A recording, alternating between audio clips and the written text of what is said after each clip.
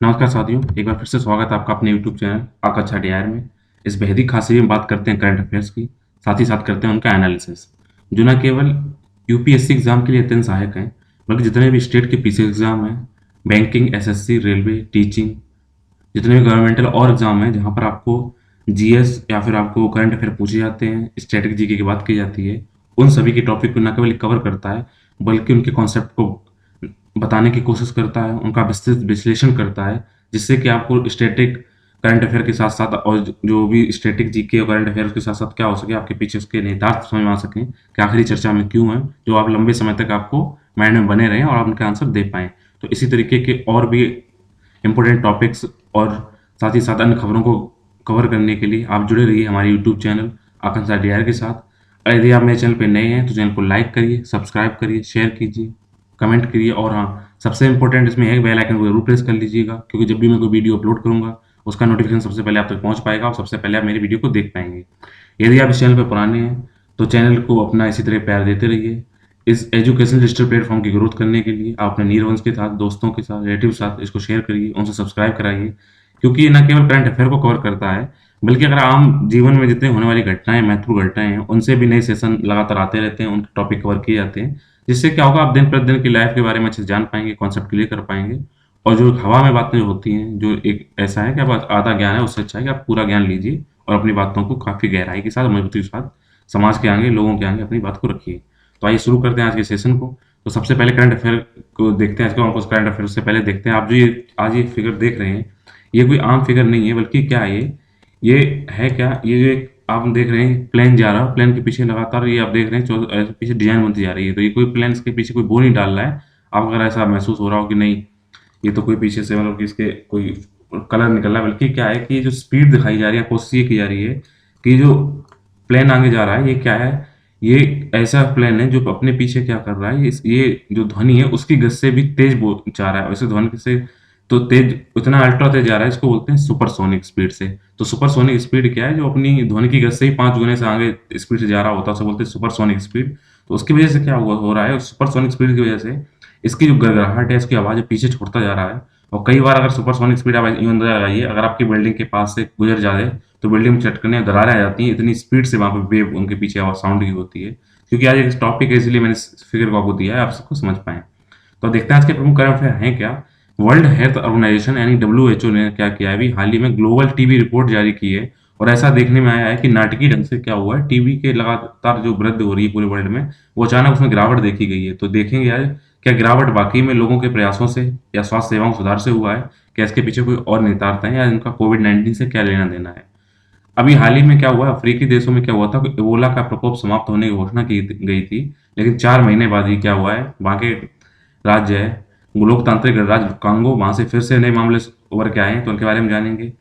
हाल ही में federal bank limited ने international finance corporation हिस्सेदारी के परिणाम स्वरूप कोई नई कोयला कमिटमेंट नहीं हुई है, ऐसा उसमें जारी, उन्होंने अपना गाइडलाइन जारी की है, उनका ऐसा कमेंट जारी किया। देखें इसके बारे में है क्या। चीन ने अगस्त में क्या हुआ है, परमाणु को ढूंढने में सक्षम एक गाइडेड वाहन जो कि हाइपरसोनिक स्पीड से चलता है, उसका परीक्षण किया है।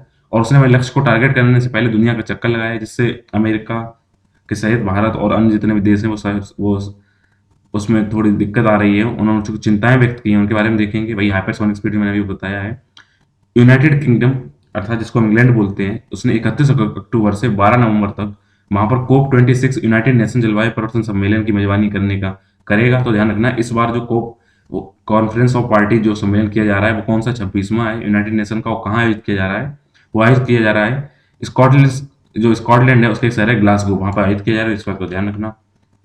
इसके अलावा आज हम बात करेंगे हेनरिएटा लैक्स, जो कि एक महिला है, उनके बारे में देखेंगे। हेनरिएटा लैक्स क्या इंपॉर्टेंट है उनके बारे में बात करेंगे। फूल बिच्छू मछली अर्थात फ्लावर स्कॉर्पियन फिश के बारे में। तो सबसे पहले उन टॉपिक्स को देखते हैं जो यूपीएससी के जीएस पेपर 2 से लिंक हैं। और आपसे अगर क्वेश्चन आता है स्वास्थ्य से संबंधित मुद्दों के बारे में, कोई डाटा आता है या कोई बात पूछी जाती है कि ये बीमारी कैसे होती है, तो उससे संबंधित मुद्दे हैं ये। तो बात करेंगे टीबी उन्मूलन प्रयासों पर कोविड-19 के क्या प्रभाव पड़ रहे हैं और डब्ल्यूएचओ ने क्या रिपोर्ट डाली है। उसके अलावा तो सबसे पहले अगर हम क्या करें, ना केवल टीबी का देखें, तो यहाँ पे हमने जो आपको डाटा दिया है, यहाँ पे आपको जो ग्राफ दिखाई पड़ रहा है, जो इसी साल का ग्राफ है, जो पिछले 1 साल में जून से लेकर 1 मई तक का इसमें ग्राफ दिखाया गया है। उसमें बात की गई है कि रेड कलर की जो लाइन है वो एचआईवी को दर्शा रही है, नीली रंग की जो लाइन मलेरिया टीबी को दर्शा रही है, और पीली रंग क्या है, मलेरिया। तो आप देखिए कि जो हाई रिस्क से नीचे लो रिस्क वाला अगर मामला देखें तो आप देखिए लगातार क्या हो रहा है, ग्राफ में गिरावट आ रही है। तो आपको कहीं दिखाई पड़ रहा होगा कि ऐसा हुआ है, लगता है 1 साल के अंदर अंतर्राष्ट्रीय स्तर पे क्या हुआ है, इतने अच्छे सुधार हो गए हैं, जिससे क्या हुआ है, एचआईवी एड्स, टीबी और मलेरिया के मामले लगातार क्या हो रहे हैं, कम हो रहे हैं। लेकिन ऐसा है या ऐसा सब दिख रहा है? अगर उसके बारे में डिटेल में देखें तो अगर इसके टोटल इन्होंने जो रिपोर्ट निकाली है डब्ल्यूएचओ ने, उसके कंक्लूजन है क्या? कोविड-19 अर्थात नोवेल कोरोना वायरस रोग के कारण हुआ क्या है कि वर्ष 2020 में टीबी उन्मूलन की दिशा में दुनिया भर में जो लगातार प्रयास किए जा रहे थे, उसमें भारी उलटफेर का सामना करना पड़ रहा है। बाकी केवल टीबी का नहीं, मैंने आपको दिखाया, मलेरिया का भी यही हाल हो रहा है और एड्स का भी यही हाल हो रहा है, उससे संबंधित मुद्दों के बारे में। क्योंकि इसमें क्या हुआ है कि ज़्यादातर पूरे विश्व में क्या हुआ, सबका फोकस क्योंकि केवल कोविड-19 की तरफ हो गया है, तो क्या हुआ, जो ट्रीटमेंट की बात है, जो अन्य महामारियों की तरफ जो है, अन्य जो बीमारियां हैं उनकी तरफ ध्यान नहीं दिया गया है। जिससे क्या हुआ, ध्यान नहीं देने से क्या हुआ, उनका इलाज भी नहीं हुआ, उनके डाटा भी नहीं सामने आए, जिससे क्या हुआ, नाटकीय रूप से उनमें 20% तक की गिरावट देखी गई है। तो वर्ष 2019 की अगर तुलना करें तो 2020 में टीबी के मामलों में जितनी भी रिपोर्टिंग की गई है, वहां पे बड़ी वैश्विक गिरावट का मतलब ये है कि क्या वास्तव में बीमारी पाने वाले, जो बीमारी जिसको होते वो लोग इतने अच्छे उनके ट्रीटमेंट हो गया है, या फिर क्या हुआ, जो लोगों की संख्या उनके जो रिपोर्टिंग की गई उनमें अंतर है। तो नए मामलों से पता चला है लगभग 41 लाख मामले ऐसे हैं दर्ज ही नहीं किए गए। जब मामले दर्ज ही नहीं किए जाएंगे तो कहाँ से आएगा? तो जब दर्ज नहीं होंगे तो लगेगा सुधार हो रहा है। तो यही नाटकीय सभी में देखा जा रहा है, हर बीमारी के अंदर। अगर देश की तुलना भारत में अगर बात की जाए तो भारत में भी इसमें सबसे बड़ा योगदान है इस गिरावट में। क्योंकि क्या हुआ है, भारत में कुल मामले जो पूरे टीबी के विश्व के, उसमें से लगभग 41% मामले क्या है, भारत से आते हैं। लेकिन भारत में जो 41% हिस्सा ही पूरा गायब हो गया। भारत में आपने देखा होगा आजकल क्या हो रहा है, आप किसी भी सरकारी हॉस्पिटल में जाइए तो आपको कोविड से अगर रिलेटेड कोई दिक्कत हो तो आप जाएंगे, वरना क्या, अगर आपको कोई भी, जैसे आपने देखा होगा लंबे लंबे सरकारी हॉस्पिटल एम्स हैं वगैरह, हम देखिए, या पहले लंबी लंबी कतारें लगती थी और भी बीमारियों की, अब वो कतारें धीरे धीरे कम हो गई हैं क्योंकि सारा फोकस हो गया है कोरोना की तरफ। तो जब कोरोना की तरफ सारा फोकस है तो बाकी और ट्रीटमेंट सही से हो नहीं रहा है, और ट्रीटमेंट नहीं होगा तो चीजें रजिस्टर नहीं होंगी, तो लगातार क्या होगा, वैसे खेल में क्या होगा, उनका ऐसा करियर सुधार हो रहा है उनके। तो अगर बात की जाए तो नए मामलों में जो रिपोर्टिंग है उसकी गिरावट लगातार आ रही है। इसका नतीजा ये हुआ है कि जिससे टीबी से होने वाली मौतों में तो वृद्धि हो रही है, लेकिन वो क्या हो रहा है, कहीं पर रिपोर्ट नहीं हो रहे हैं। टीबी में 2019 तक वैश्विक स्तर पर मौतों की बात देखी जाए तो वैश्विक स्तर पर जितनी मौतें हो रही थी उसमें सब 13वां सबसे बड़ा कारण क्या था, आपका टीबी था। टीबी वजह से 13वीं सबसे बड़ी मौत कारण हो रही थी। लेकिन भारी असफलताओं के कारण अब कोविड-19 के बाद दूसरा प्रमुख कारण होने की अनुमान ये है कि पहले तो क्या हो रहा था, रिपोर्टिंग नहीं हो रही, ऊपर से अब सीधा कोविड-19 में क्या हुआ है कि सीधा टारगेट किया गया है। 2020 तक बात की जाए तब ये बात टारगेट किया गया था, टीबी को खत्म करने के लिए रणनीति की गई थी। तो अब उसमें 35% मौतों गिरावट आ रही है। तो ये तो दिखाई पड़ रहा है कि यहाँ गिरावट आई है, लेकिन कहीं ना कहीं उसके ये गलत तरीके से उसमें रिपोर्टिंग या गलत तरीके से सारे डाटा नहीं लिए गए, जिससे ये दिक्कत आ रही है। तो आइए बात करते हैं आखिर टीबी है क्या, किस बला का नाम टीबी है। तो टीबी क्या एक संक्रामक रोग है जो किससे वजह से होता है, बैसिलस माइकोबैक्टीरियम ट्यूबरक्लोसिस के कारण। ठीक है, तो एक नंबर आपसे यहाँ पे क्लियर होगा कि टीबी किस वजह से होता है, उसका आंसर होगा बैसिलस माइकोबैक्टीरियम ट्यूबरक्लोसिस। ठीक है, आमतौर पर ये किसको टारगेट करता है, ये फेफड़ों को, जिसको फुस टीबी कहते हैं, उसको प्रभावित करता है, लंग्स को टारगेट करता है।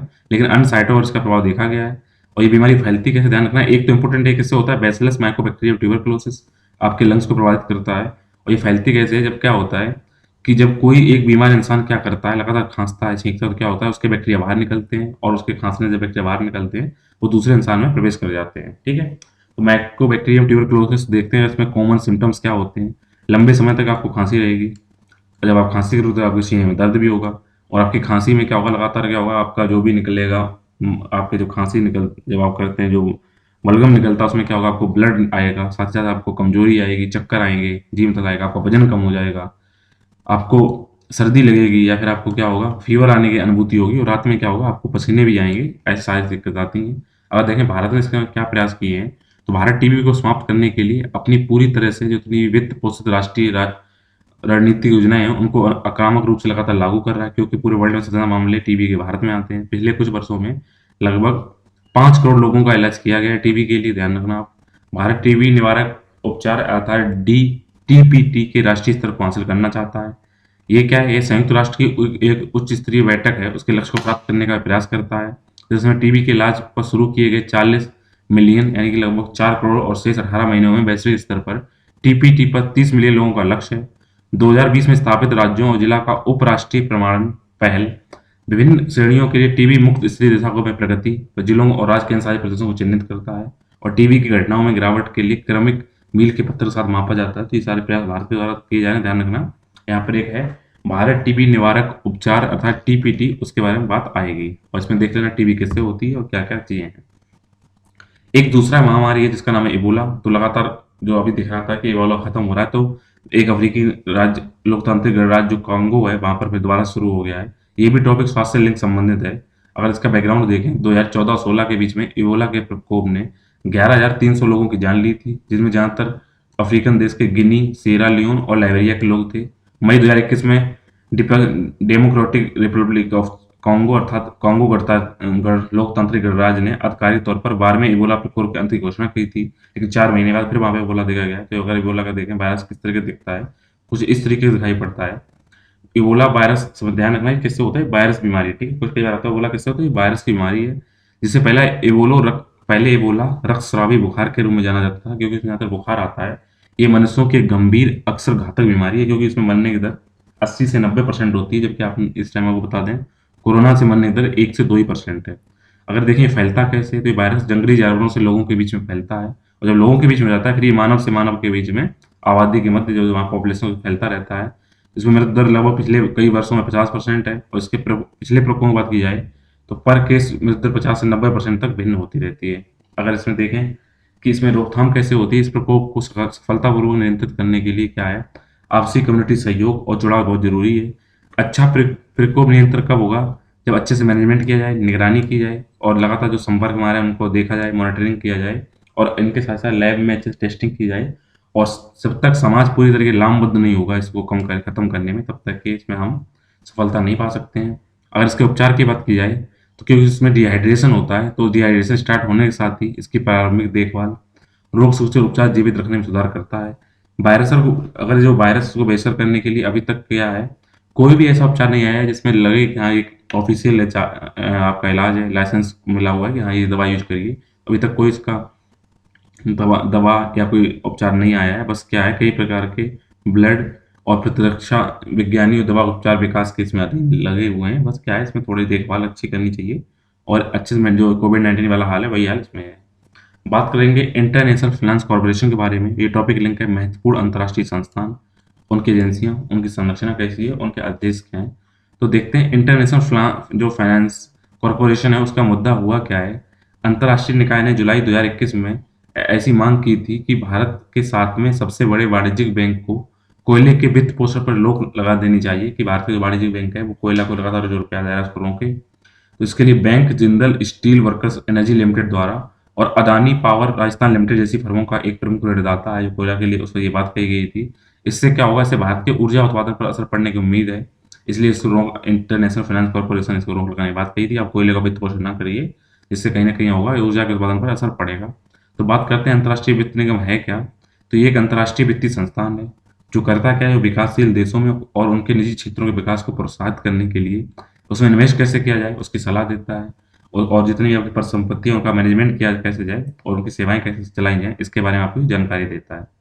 साथ ही साथ ये क्या है, ये वर्ल्ड बैंक है उस समूह का एक सदस्य भी है। इसका मुख्यालय की अगर बात की जाए, इंटरनेशनल फाइनेंस कॉर्पोरेशन की अगर बात की जाए, इसका मुख्यालय संयुक्त राज्य अमेरिका के वॉशिंगटन डीसी में है। यह 1956 में विश्व बैंक समूह की निजी क्षेत्र की शाखा के रूप में स्थापित किया गया था, और इसका स्थापित करने का मुख्य उद्देश्य ये था कि जिससे क्या है, शक्ति से लाभ और वाणिज्यिक परियोजनाओं में निवेश करके आर्थिक विकास को आगे बढ़ाया जा सके, जिससे क्या हो, न केवल आपको गरीबी कम करने में सहायता मिले, बल्कि क्या है, देशों के विकास में भी आपको सहायता मिले। और इसके स्वामित्व संचालन की बात की जाए, तो इसके स्वामित्व संचालन जितने इसके मेंबर कंट्रीज हैं उनके द्वारा किया जाता है, लेकिन अपना कार्य ये क्या करता है, कार्यकारी नेतृत्व और कर्मचारी इसके अपने होते हैं, और क्या करते हैं, वो सामान्य कॉमर्शियल रूप से उनका संचालन करते हैं, बल्कि देश तो सहयोग करते हैं, बल्कि उसके जो एम्प्लॉय हैं वो खासकर चीज़ों को देखते हैं। बेसिकली एक निगम है जिसमें क्या करता है, शेयर धारक सदस्य सरकारें होती हैं, जो उनके शेयर होते हैं, वो जो इसके जितने मेंबर की सरकारें होती हैं, जो क्या करती हैं, ना अगर पूंजी प्रदान करती हैं, बल्कि क्या होता है उनके वो अपने वोट भी देती हैं, इससे डिसाइड हो सके पॉलिसी क्या है। तो अगर वर्ल्ड बैंक की बात की जाए तो देखा जाएगा वर्ल्ड बैंक में कौन कौन से जो कॉरपोरेशन या संस्थाएं इसके अंतर्गत आती हैं। तो सबसे पहला वर्ल्ड बैंक के अंतर आता है international bank for reconstruction and development, इसका पहले नाम था IBRD। तो वही वर्ल्ड बैंक का उसका नया नाम है, ठीक है, ध्यान रखना। वर्ल्ड बैंक का पुराना नाम क्या है, इसको दूसरे नाम से जाना जाता है international bank for reconstruction and development. इसी के अंदर आता है international development association. International finance corporation इसके अंदर आता है। इसके अंतर्गत आता है मल्टीलेटरल इन्वेस्टमेंट गारंटी एजेंसी, इसके जिसको मीगा बोलते हैं, और international centre for settlement of investment dispute, अर्थात जब निवेश में कोई अगर आपको लड़ाइयाँ होती हैं तो उसको सुलझाने के लिए काम आता है। तो ध्यान रखिएगा ये 5 संस्थान वर्ल्ड बैंक, आईडीए, आईएफसी, मीगा और साथ ही साथ इंटरनेशनल सेंटर फॉर सेटलमेंट और डिस्प्यूट इसमें आते हैं। बात करेंगे यूपीएससी जीएस पेपर 3 लिंक्स के टॉपिक के बारे में, और बात करेंगे चाइना का हाइपरसोनिक गाइडेड वाहन परीक्षण के बारे में, क्योंकि ये दुनिया का सबसे तेजी से चलने वाला गाइडेड और आपको परमाणु हथियार ले जाने के सक्षम ये इसके आप अभी क्या किया चाइना ने इसको क्या किया है, इसको अभी उसने आपका परीक्षण किया है। और बात करेंगे तो ये टॉपिक लिंक है विज्ञान और प्रौद्योगिकी में जागरूकता है उससे संबंधित टॉपिक है। और बात करेंगे इसमें कि हाइपरसोनिक गति होती क्या है और चाइना ने इससे क्या कर दिया जो सारे देश चिंतित हैं। तो हाइपरसोनिक ऐसी चीज गति होती है, स्पीड वो होती है जो ध्वनि से भी 5 गुना अधिक स्पीड से चले। अगर आपकी आवाज जाती है उससे 5 गुना स्पीड से चले। तो हाइपरसोनिक में भी बात की जाए तो इसके अंदर क्या, अगर मिसाइल का देखा जाए तो कौन कौन सी स्पीड है। एक है सबसोनिक, अर्थात जो सबसोनिक का मतलब जो ध्वनि की गति से कम चले। सुपरसोनिक क्या है, जो ध्वनि गति से तेज चले लेकिन 1 से और 4 गुना के 5 गुना के बीच में हो। और हाइपरसोनिक ऐसी गति होती है जो 5 गुना से आगे निकल जाए। तो जो सबसोनिक है उनकी स्पीड ध्यान रखना, जो भी गति होती है मैक में की जाती है। तो आपसे क्वेश्चन आ जाए तो मैक किसका सूचक है, तो मैक क्या है, स्पीड का सूचक है जो ध्वनि की गति के उसके दिखाता है कितना गुना है। तो ये लगभग ध्वनि की गति से जो सबसोनिक है वो 0.8 गुना होता है, यानी 0.17 माइल पर सेकंड चलता है। Supersonic air to air missile system में लगा होता है जिसकी गति 1 मैक से लेकर 5 मैक के बीच में होती है, अर्थात 0.25 से लेकर 1 माइल पर सेकंड, यानी मतलब क्या होता है लगभग आपका ये 1.5 किलोमीटर पर सेकंड तक जा सकता है। अगर हाइपरसोनिक की बात की जाए तो हाइपरसोनिक की फ्यूचर की मिसाइलें हैं जिसकी गति 5 ध्वनि की गति से 5 गुना अधिक या फिर 5 मैक या उससे एबव होगी, जो कि 1 माइल पर सेकंड से ज़्यादा की स्पीड रखेगा, यानी 1.5 किलोमीटर पर सेकंड से भी आगे जाएगा। अगर और तुलना की जाए तो आपको भी देखा जाए तो विश्व में सबसे तेज दौड़ने वाले जो इंसान है वो है हुसैन बोल्ट। तो उनकी स्पीड इस टाइम पे है 27 मील पर आवर। अगर सबसे तेज दौड़ने वाले अगर जानवर की बात की जाए कौन सा जानवर है तो वो आपका है चीता, जो जो दौड़ता है 75 मील पर आवर। अगर ध्वनि की गति की बात की जाए तो ये चलती है 767 मील पर आवर। और अगर गोली की रफ्तार देखी जाए तो 1700 मील पर आवर चलती है, नहीं बोलते गोली की रफ्तार से निकल गया। लेकिन अगर हाइपरसोनिक स्पीड की बात की जाए तो ये गोली की रफ्तार से भी 2 गुना लगभग 3850 मील पर आवर की स्पीड से चलने वाली गति होती है। तो इस बात को आप ध्यान रखिएगा। तो देखें अगर जो टेस्टिंग कर दी है चाइना ने, उससे पहले पूरे विश्व का उसने भ्रमण करवाया अपना टारगेट को लक्ष्य करने से पहले, तो भारत दुनिया के उसमें कौन सी चिंताएं लगी हैं और उसमें क्या निहितार्थ है। तो सबसे बड़ी बात की जाए सैद्धांतिक रूप से ये हथियार क्या है, दक्षिणी ध्रुव के ऊपर से उड़ सकता था। साथ ही साथ ये अमेरिका सेना के लिए बड़ी चुनौती होगी क्योंकि इसकी मिसाइल रक्षा प्रणाली उत्तरी ध्रुवीय मार्ग पर केंद्रित है और चाइना चाहे वहां से बैठ के सीधा उत्तरी ध्रुव को टारगेट कर सकता है, नॉर्थ पोल को। भारत विशेष रूप से अगर बात की जाए भारत की, तो हाल ही के दिनों में चीन के साथ के संबंधों में लगातार क्या हुई है, नवीनतम घटनाएं हुई, चिंता का विषय बने हुए हैं। तो ऐसा करके वो अब क्या करेगा, चाइना भारत को इजीली टारगेट कर सकता है। इस तरह की क्षमताएं सतह की संपत्ति के साथ साथ न केवल सतह की संपत्ति को नष्ट करती हैं बल्कि अंतरिक्ष संपत्तियों के लिए खतरे को उजागर करती हैं कि अंतरिक्ष में भी टारगेट कर सकते हैं। अगर इस तकनीक के इस्तेमाल की बात की जाए तो इस विशेष परीक्षण में चीन द्वारा उपयोग की जाने वाली तकनीक पर सटीक विवरण मीडिया स्रोतों के माध्यम से अभी तक ज्ञात हुए नहीं कि आखिर बाकी वहां पे उसने क्या क्या टेस्टिंग की है, क्या क्या चीजें हासिल कर ली हैं। लेकिन क्या इसमें बोला गया है कि अधिकांश लोग यही कह रहे हैं कि इसमें हाइपरसोनिक वाहन का यूज किया गया था जिसमें स्क्रैम जेट टेक्नोलॉजी का उपयोग किया गया था। तो बात करते हैं स्क्रैम जेट टेक्नोलॉजी है क्या। तो जैसे टर्बो जेट होता है, ऐसा स्क्रैम जेट होता है, क्या होते हैं ये, किसी भी जो कोई आप कोई भी मोटर चलाते हैं, गाड़ी चलाते हैं, उसमें कहते हैं इंजन लगे होते हैं। तो स्क्रैम जेट क्या है, जो स्क्रैम जेट है वो स्क्रैम जेट क्या है, इंजन की एक श्रेणी है जिसमें क्या होता है, ध्वनि की गणित के गुणकों में गति के वायु प्रवाह को संभालने के लिए डिजाइन किया जाता है कि अगर कोई चीज ध्वनि की गति की स्पीड से जा रही है उसके उसके तो कैसे उसमें जो इंजन है उसके अंदर दहन कैसे होगा, उसको कंट्रोल करने के लिए वायु अंदर कैसे जाएगी, कि वायु क्या करता है एक तरीके से वहां पे ईंधन के रूप में यूज किया जाता है। तो उसके लिए स्क्रैम जेट की टेक्नोलॉजी की बात की जाती है। तो एक air breathing scrum jet engine में वातावरण से हवा को 2 मच से अधिक की सुपरसोनिक गति से इंजन की दहन कक्ष में घुस जाती है। तो क्या होता है स्क्रैम जेट में क्या होता है, 2 मैक से भी अधिक गति से क्या होती है हवा को उसके अंदर डाला जाता है, क्योंकि आप एयर में इतनी स्पीड से उड़ रही होती है तो उसको जलने के लिए आपको वहां पे ऑक्सीजन चाहिए। तो ऑक्सीजन को 2 मैक की स्पीड से अधिक उसके अंदर घुसाया जाता है, जिससे क्या होता है हवा एक सुपरसोनिक दहन को प्रज्वलित करने के लिए ईंधन के साथ मिश्रित हो जाती है, वहां पे आग लगने के लिए उसको हवा मिल जाती है। लेकिन क्रूजर की उड़ान मैक 6 से 7 की हाइपरसोनिक गति से होगी, इसलिए इसे सुपरसोनिक दहन रैम जेट या स्क्रैम जेट कहा जाता है। ध्यान रखना, जेट फिर रैम जेट यानी कि सुपरसोनिक स्पीड से कोई कोई चलता है कोई इंजन, उसको स्क्रैम जेट टेक्नोलॉजी के अंतर्गत लाया जाता है। इस बात को आप ध्यान रखिएगा। इसमें होता क्या है, अगर कोई स्पीड से कोई उड़ा जा रहा है कोई वाहन, और उसके अंदर अगर आपको जो ज्वलन से अगर आपको तेज स्पीड से ऑक्सीजन डालनी है, तो क्या होता है, स्क्रैमजेट टेक्नोलॉजी यूज की जाती है। इसमें 2 मैक्स स्पीड से अधिक से हवा अंदर जाती है और ईंधन को जलने में सहायता करती है। बात बात करेंगे कॉन्फ्रेंस ऑफ पार्टी अर्थात COP26 सम्मेलन के बारे में। वही होने जा रहा है इंग्लैंड के अंदर, इसकी मेजबानी करेगा। ये 26वां संस्करण है। तो मैप के अंदर हम बात की, अगर अब आप बात करिए मैप के अंदर, तो आपने अगर वर्ल्ड मैप में देखेंगे तो यूरोपियन कंट्रीज के ऊपर देखेंगे तो वहां पर ऊपर से लगा हुआ है, क्या है, स्टेट ऑफ डेवोर और इंग्लिश चैनल के उत्तरी छोर पे बसा हुआ है यूनाइटेड किंगडम। यूनाइटेड किंगडम इसको क्यों कहते हैं, ध्यान रखना। यूनाइटेड किंगडम इसलिए कहते हैं, ये 3 आइलैंड से मिलकर ये देश बनता है। एक है इंग्लैंड, दूसरा स्कॉटलैंड और तीसरा आयरलैंड। तो आपसे एक तो ये हो गया। अगर आपको बात आ जाए यूके के अंदर कौन कौन से राष्ट्र शामिल हैं, ध्यान रखना, रिपब्लिक ऑफ आयरलैंड, स्कॉटलैंड और लंदन, ठीक है। तो ये ध्यान रखिएगा आप, सॉरी इंग्लैंड, ठीक है। तो यूनाइटेड किंगडम का भी क्वेश्चन है, इसके अंदर कौन शामिल नहीं है, तो और भी नाम हो सकते हैं, तो 3 ध्यान रखिएगा इसमें, इंग्लैंड, स्कॉटलैंड और आयरलैंड 3 शामिल हैं। तो इसी में जो स्कॉटलैंड है उसका एक क्षेत्र है वो है ग्लासगो। यहाँ पर क्या है, ग्लासगो के मैप, यहाँ पे ग्लासगो में क्या होने जा रहा है, ग्लासगो में होने जा रहा है COP26 का सम्मेलन। तो पार्टियों का सम्मेलन है, यानी कि कॉन्फ्रेंस ऑफ पार्टीज है क्या।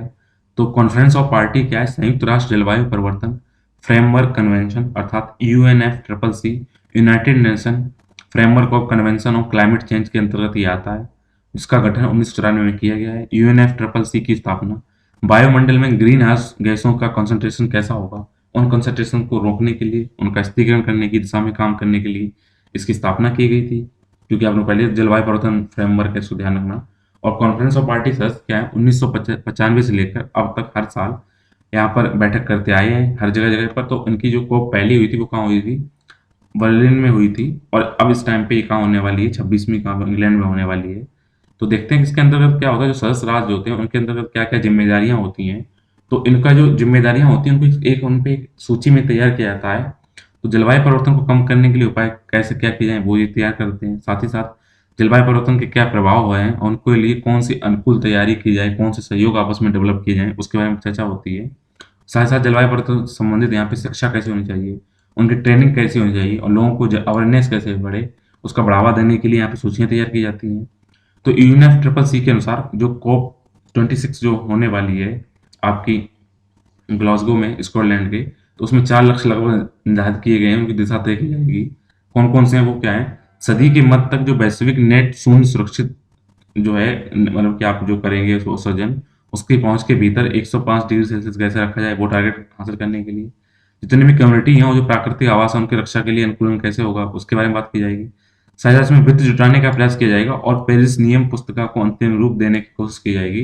तो वित्त जुटाने के लिए हमारे पहले 2 लक्ष्यों को पूरा करने के लिए जो फर्स्ट सेकंड है कि 1.5 डिग्री सेल्सियस से नीचे तापमान रहे और लोग उसके साथ एडजस्ट कर पाएं, उसके लिए विकसित देशों द्वारा 2020 तक प्रति वर्ष जलवायु वित्त को कम करने के लिए लगभग 100 बिलियन अमेरिकी डॉलर जुटाने के अपने वादे को पूरा करना चाहिए। इस बात को भी देखा जाएगा। और अगर जो पुस्तिका का जो पेरिस जलवायु में जो बुक लॉन्च की गई थी उसके अंतिम रूप देने के लिए जो नेता विस्तृत नियमों की सूची तैयार करने के लिए मिलकर काम करेंगे और पेरिस समझौते को पूरा करने में मदद करेंगे। ऐसे 4 टारगेट होने की उम्मीद है, टेम्परेचर, अडेप्टेशन, फाइनेंस और पुस्तिका को अंतिम रूप देना, जो कहाँ थी, पेरिस जलवायु समझौते में टारगेट की गई थी। अगर देखें भारत ने जो टारगेट लिए थे उसको पहुंचने के लिए क्या कर सकता है, तो भारत क्या करेगा, या भारत के लिए अपने राष्ट्रीय स्तर पर निर्धारित योगदान अर्थात जिसे नेशनल डिटरमाइंड कंट्रीब्यूशन कहते हैं, राष्ट्रीय स्तर पर निर्धारित जो योगदान होते हैं उसके अपडेट करने का समय आ गया है। इसमें क्या था, NDC राष्ट्रीय उत्सर्जन को कम करने के लिए प्रत्येक देश द्वारा विभिन्न प्रयासों का वहां पे अपना विवरण दिया जाता था। तो अब भारत का टाइम आ गया उसको और अपडेट करे। विकास लाने के लिए सेक्टर दर सेक्टर क्या है योजनाएं अब लाने की जरूरत है। ऐसा नहीं ओवरऑल बोले, अब हर सेक्टर के लिए बात करें। हमें बिजली ट्रांसपोर्ट एरिया को डीकार्बोनाइजेशन करना होगा, अर्थात मतलब क्या है, जब भी हम लाइट जो अपनी उत्पन्न कर रहे हैं, यहाँ पे जो भी ट्रांसपोर्ट यात्रा चला रहे हैं उनमें क्या होगा, ऐसी टेक्नोलॉजी लाएं जिससे कार्बन ना निकले। साथ साथ जो जो पर जो पैसेंजर या यात्री है उसकी देखें कि 1 मील में कितना कार्बन वो एमिशन कर रहा है, उसके बारे में गणना की जाए। और हमें बहुत ही युद्ध स्तर पर आक्रामक तरीके से ये समझ विकसित करनी होगी कि हमारे कोयला क्षेत्र को कैसे परिवर्तित किया जाए, क्योंकि हम बेसिकली कोयले से करते हैं, बिजली उत्पादन करते हैं, उसका रिप्लेस हम कैसे करें ये ढूंढने की कोशिश की जाए। तो अभी आपको पता हो गया है कि भारत को ये घोषणा करने का समय आ गया है कि हम जो पाइपलाइन द्वारा कोयले से चलने वाली बिजली संयंत्र है उनका निर्माण करते हैं उनको अब ना करें, उसके अलावा ऐसा निर्माण करें जो कोयले से ना चलें। साथ ही साथ भारत को जलवायु परिवर्तन के कानूनी और संस्थागत ढांचे में भी तेजी सुधार लाने की जरूरत है। जब सख्त कानून होंगे, इंस्टीट्यूशनल कार्रवाई की जाएंगी, तो चीजें और सुधार आएंगी, ये भारत कर सकता है। बात करेंगे हेनरी एटा लेक्स के बारे में। तो हेनरी एटा लेक्स का जो हमें चित्र मिला है वो कुछ इस तरीके का मिला है, भद्दा सा। और इनके अगर थोड़ा और यंग चित्र देखा जाए तो इनके पति हैं और ये हेनरी एटा लेक्स हैं। तो ये इनके चित्र ये है। तो हेनरी एटा लेक्स इतना इंपॉर्टेंट क्यों है?